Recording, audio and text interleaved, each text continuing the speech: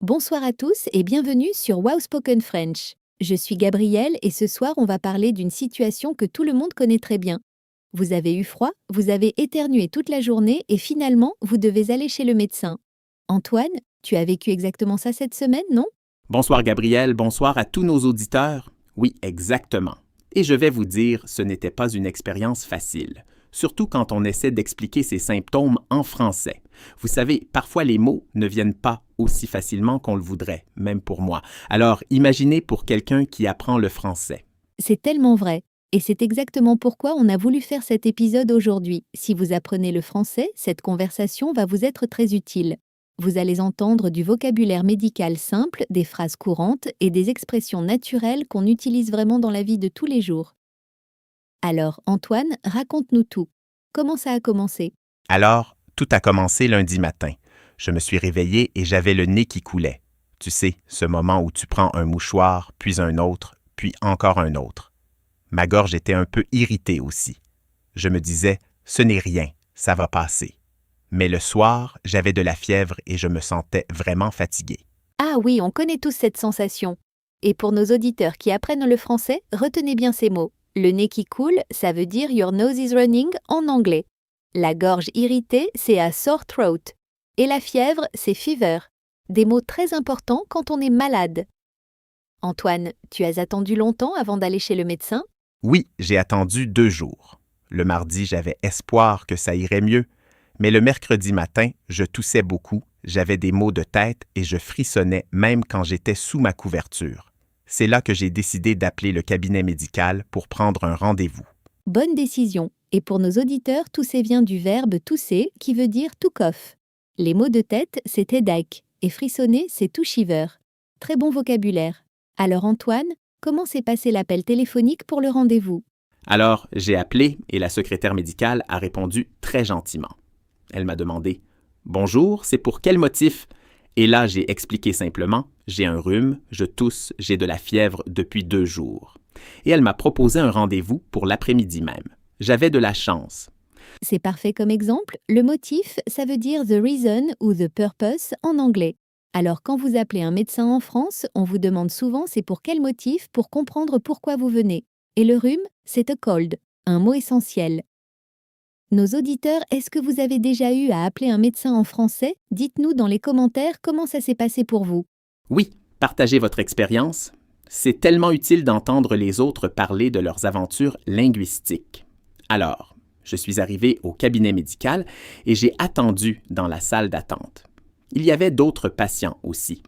Après environ 15 minutes, une infirmière est venue et m'a appelé par mon prénom. La salle d'attente, c'est the waiting room et une infirmière, c'est a nurse. Des mots très courants dans un contexte médical. Et Antoine, qu'est-ce qui s'est passé après quand tu es entré dans le bureau du médecin? Alors, le médecin était très sympa. Il m'a dit « Asseyez-vous, monsieur. » Et il m'a demandé « Qu'est-ce qui vous amène aujourd'hui ?» C'est une question très courante. J'ai expliqué « J'ai un rhume depuis 3 jours. J'ai de la fièvre, je tousse beaucoup et ma gorge me fait mal. » Il a pris des notes et il m'a dit « D'accord, on va examiner tout ça. » Qu'est-ce qui vous amène aujourd'hui? C'est une expression très utile. Ça veut dire What brings you here today? C'est très poli et très professionnel. Et ma gorge me fait mal, ça veut dire My throat hurt. Vous pouvez utiliser cette structure pour d'autres parties du corps aussi. Par exemple, ma tête me fait mal, mon ventre me fait mal. C'est très pratique. Exactement. Et le médecin a commencé l'examen. Il a regardé ma gorge avec une petite lampe. Il a dit « Ouvrez la bouche, s'il vous plaît, dites « Ah ». Et ensuite, il a mis son stéthoscope sur ma poitrine et dans mon dos pour écouter ma respiration. Il m'a aussi pris la tension. Le stéthoscope, c'est le même mot en français. Stéthoscope, facile à retenir. La poitrine, c'est the chest. Et prendre la tension, ça veut dire to take your blood pressure. Antoine, le médecin t'a aussi pris la température? Oui, bien sûr, il m'a pris la température avec un thermomètre. J'avais 38,5 degrés. En France, on utilise les degrés Celsius, bien sûr. 38,5, ça correspond à environ 101,3 en Fahrenheit pour nos auditeurs américains. Le médecin a dit « Oui, vous avez un peu de fièvre. » En France, on dit toujours virgule pour les décimales, pas point comme en anglais. Donc 38,5, pas 38,5, un petit détail mais important. Et Antoine, après l'examen, qu'est-ce que le médecin a dit exactement sur ta situation? Il a dit « Vous avez un rhume assez fort, probablement une rhinopharyngite. C'est un mot long, mais ça désigne simplement une inflammation du nez et de la gorge en même temps. Il m'a expliqué que c'est causé par un virus, donc les antibiotiques ne servent à rien dans ce cas. C'est très important à comprendre. » Ah oui, beaucoup de gens pensent qu'il faut des antibiotiques quand on est malade, mais ce n'est pas toujours le cas. Les antibiotiques fonctionnent contre les bactéries, pas contre les virus. Alors pour un rhume qui est causé par un virus, on ne les utilise pas. Les antibiotiques ne sont pas automatiques, comme on dit en France. Nos auditeurs, vous saviez ça?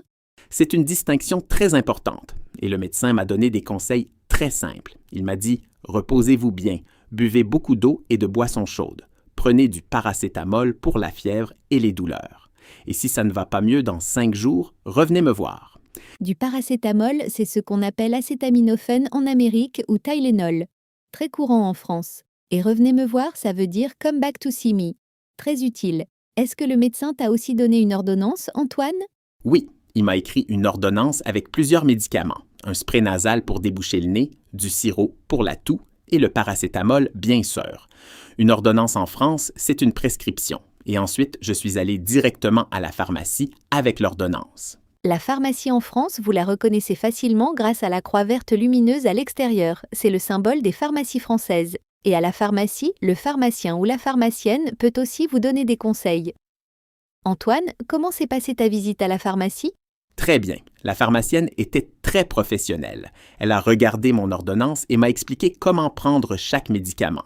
Elle m'a dit « Le sirop, c'est 2 cuillères à soupe 3 fois par jour. Le spray nasal, 2 fois par jour dans chaque narine.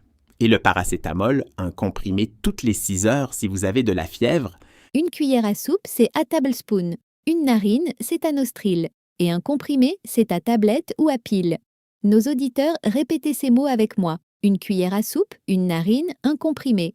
Ces mots sont très utiles à la pharmacie. Et Antoine, tu te sens mieux maintenant? Oui, beaucoup mieux. J'ai suivi tous les conseils du médecin. Je me suis bien reposé, j'ai bu des tisanes chaudes, j'ai pris mes médicaments régulièrement. Après 4 jours, ma fièvre était partie et au bout d'une semaine, j'allais beaucoup mieux. Le repos, c'est vraiment la clé. Une tisane, c'est Herbal Tea, très populaire en France quand on est malade. Et le repos, c'est Rest, absolument essentiel. Antoine, est-ce qu'il y a des expressions ou des phrases que tu as trouvées particulièrement utiles pendant toute cette expérience? Oh oui, plusieurs. Par exemple, j'ai mal à la gorge. Ça veut dire « my throat hurt ». J'ai de la fièvre. J'ai le nez bouché. Ça veut dire « my nose is blocked ». Je me sens fatigué. I feel tired. Et aussi « depuis combien de temps » qui veut dire « how long ». Le médecin m'a demandé « depuis combien de temps avez-vous ces symptômes ?» Très utile. Excellent. Et on peut aussi dire « ça fait 3 jours que je suis malade » ou « j'ai mal depuis hier », des façons naturelles d'exprimer la durée en français. Nos auditeurs, essayez de créer vos propres phrases avec ces modèles. Par exemple, pensez à un symptôme que vous avez eu récemment et décrivez-le en français. Partagez-le dans les commentaires. Oui, c'est un excellent exercice. Et pour aller encore plus loin, voici d'autres phrases utiles chez le médecin. Où avez-vous mal? Ça veut dire « Where does it hurt? » Est-ce que vous avez des allergies? Do you have any allergies? Prenez-vous d'autres médicaments? Are you taking any other medications? Ces questions, le médecin peut vous les poser. Et il est important de savoir y répondre. Par exemple, non, je n'ai pas d'allergie ou oui, je prends de l'aspirine régulièrement. Des réponses tout simples et claires. Antoine, est-ce qu'il y a des différences que tu as remarquées entre aller chez le médecin en France et dans d'autres pays? Oui, quelques différences intéressantes. En France, on peut souvent avoir un rendez-vous assez rapidement chez un médecin généraliste. Le système de santé français est réputé pour être de bonne qualité. Et après la visite, il y a le système des remboursements avec la sécurité sociale et les mutuelles. C'est assez complexe mais très important à connaître si vous vivez en France. Absolument. La sécurité sociale, c'est le système de santé publique français. Et une mutuelle, c'est une complémentaire santé, une sorte d'assurance santé supplémentaire. Ensemble, ils remboursent une grande partie des frais médicaux. C'est très différent de certains autres pays où les soins médicaux sont très chers sans assurance. Et pour les visiteurs ou les étudiants étrangers en France, il y a aussi des options. C'est toujours bon de se renseigner sur les assurances santé avant d'arriver en France. Mais ne vous inquiétez pas trop, les médecins français sont habitués à accueillir des patients internationaux. C'est un point très pratique Et parlons aussi du vocabulaire du corps humain parce que c'est fondamental chez le médecin. Antoine, tu veux nous rappeler les parties du corps qu'on utilise le plus souvent dans ce contexte? Bien sûr, la tête, c'est the head, les oreilles, the ears, le nez, the nose, la gorge, the throat, les poumons, the lungs, l'estomac, the stomach, le dos, the back, les bras, the arms, les jambes, the legs, et la peau, the skin, des parties du corps très courantes dans un contexte médical. Parfait. Et pour exprimer la douleur, on peut dire « j'ai mal au dos, j'ai mal à la tête, j'ai mal à l'estomac ». La structure est toujours « j'ai mal à plus la partie du corps ». Nos auditeurs, c'est une structure très pratique à mémoriser. Essayez de l'utiliser dans vos propres phrases. Et si vous voulez être plus précis sur le type de douleur, vous pouvez dire une douleur lancinante, qui veut dire a throbbing pain. Une douleur sourde, a dull pain. Une brûlure, a burning sensation. Ces expressions aident le médecin à mieux comprendre ce que vous ressentez. Excellent. Nos auditeurs, vous voyez à quel point le vocabulaire médical peut être riche et utile. Et la bonne nouvelle, c'est qu'une grande partie de ce vocabulaire ressemble à l'anglais parce que les deux langues ont des racines communes, souvent du latin ou du grec. Par exemple, thermomètre, stéthoscope, antibiotique. Des mots très similaires. C'est une excellente observation. Et pour finir cette partie, parlons un peu des expressions utiles pour demander de l'aide ou de la clarification chez le médecin. Parce que parfois, on ne comprend pas tout ce que le médecin dit, et c'est tout à fait normal. Absolument. Il ne faut jamais hésiter à demander une clarification. Vous pouvez dire « Pouvez-vous répéter s'il vous plaît? Could you please repeat that? » Ou « Je ne comprends pas très bien, pouvez-vous expliquer autrement? I don't quite understand, could you explain differently? » Les médecins sont là pour vous aider. Exactement. Et aussi, pouvez-vous parler plus lentement, s'il vous plaît? Could you speak more slowly, please? C'est une phrase magique pour les apprenants de français. N'ayez pas peur de la demander. Les gens sont généralement très compréhensifs quand ils savent que vous apprenez leur langue. Et c'est d'ailleurs quelque chose qu'on encourage toujours sur Wow Spoken French. N'ayez pas peur de faire des erreurs. Chaque erreur est une occasion d'apprendre.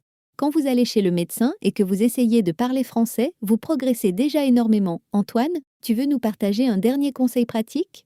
Oui, mon conseil numéro 1. Avant d'aller chez le médecin, prenez 5 minutes pour noter en français vos symptômes sur un papier ou sur votre téléphone. Quand vous avez mal partout et que vous vous sentez fatigué, il est parfois difficile de trouver les mots. Avoir une petite liste préparée, ça aide vraiment. Et vous pouvez la montrer au médecin si vous êtes bloqué. C'est un conseil pratique et intelligent. La préparation est la clé du succès, en français comme dans la vie en général. Nos auditeurs, nous espérons que cet épisode vous a été utile. Si vous avez des questions sur le vocabulaire médical en français ou si vous voulez partager votre propre expérience chez le médecin en français, laissez un commentaire ci-dessous. Oui, on adore lire vos commentaires. Et si cet épisode vous a aidé, n'oubliez pas de liker la vidéo et de vous abonner à la chaîne Wow Spoken French. On publie régulièrement des conversations naturelles pour vous aider à progresser en français dans des situations de la vie courante. Et n'oubliez pas, la meilleure façon d'apprendre une langue, c'est de l'utiliser. Alors pratiquez votre français chaque jour, même 5 minutes, même dans de petites situations. Chaque effort compte. Antoine, tu veux conclure cet épisode? Avec plaisir, merci à tous nos auditeurs de nous avoir écoutés ce soir. Prenez soin de vous, restez en bonne santé et continuez à pratiquer votre français. On se retrouve très bientôt sur Wow Spoken French pour un nouvel épisode. Bonsoir à tous. Bonsoir et à très bientôt. Portez-vous bien.